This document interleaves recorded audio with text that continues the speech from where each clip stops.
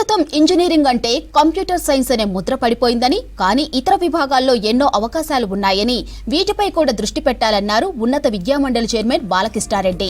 Hyderabad Kukatpally జేఎన్టీయూలో engineering అడ్మిషన్లపై జరిగిన అవగాహనలో ఆయన పాల్గొన్నారు. వెబ్సైట్లో వచ్చిన ర్యాంకులకు అనుగుణంగా ఎన్నుకోవాల్సిన బ్రాంచులతో పాటు కాలేజీలపై సందేహాలు నివృత్తి చేసేందుకు ఈ కార్యక్రమం ఏర్పాటు చేశామన్నారు. ఈ కార్యక్రమంలో జేఎన్టీయూ వైస్ ఛాన్సలర్ కిషన్ రెడ్డి కుమార్ రెడ్డి పాల్గొన్నారు. పరిశ్రమల ప్రతినిధులు ఇంజనీరింగ్ చేసిన వారికి ఉండే ఉద్యోగ అవకాశాలను విద్యార్థులు తల్లిదండ్రులకు వివరించారు. ఇంజనీరింగ్ ఎడ్యుకేషన్ గురించి కొంత అవేర్నెస్ ప్రోగ్రాము, ఎందుకంటే చాలా టీవీలలో న్యూస్ పేపర్లో వస్తున్నాయి. కౌన్సిలింగ్ ఎప్పుడు, అసలు ఎలా చూజ్ చేసుకోవాలి సబ్జెక్ట్స్, ఇలాంటి చాలా డౌట్స్ ఉన్నాయి.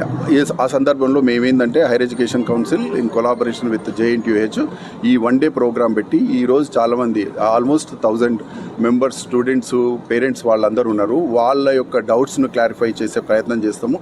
ఇంకొకటి ఏంటంటే కోర్ బ్రాంచెస్ అయినటువంటి సివిల్, మెకానికల్ వాటిలో ఈ అడ్మిషన్స్ కూడా చాలా తక్కువ అవుతున్నాయి. ఈరోజు చాలామంది ఇండస్ట్రీ ఎక్స్పర్ట్స్ ఉన్నారు. వాళ్ళు ఈ యొక్క సివిల్ ఇంజనీరింగ్ అంటే ఏంటి, వాట్ కైండ్ ఆఫ్ ఆపర్చునిటీస్, అట్లా మెకానికల్ వాళ్ళ యొక్క అనుభవాలు షేర్ చేసుకునే ఉద్దేశంతో ఈ ప్రోగ్రామ్ చేయడం జరిగిందండి. ఇంటెన్షన్ ఏంటంటే పేరెంట్స్ అండ్ స్టూడెంట్స్కి ఏ ఇంజనీరింగ్ బ్రాంచ్ చదివితే బాగుంటుంది అని. ఇప్పుడు ట్రెండ్ అంతా కంప్యూటర్ సైన్స్ది నడుస్తుంది. అది కాకుండా ఇప్పుడు ఈసీ, ఎలక్ట్రికల్, మెకానికల్, సివిల్లో కూడా అవకాశాలు ఉన్నాయని ఇండస్ట్రీ ఎక్స్పర్ట్స్ స్టేజ్ పైన ఉన్నారు.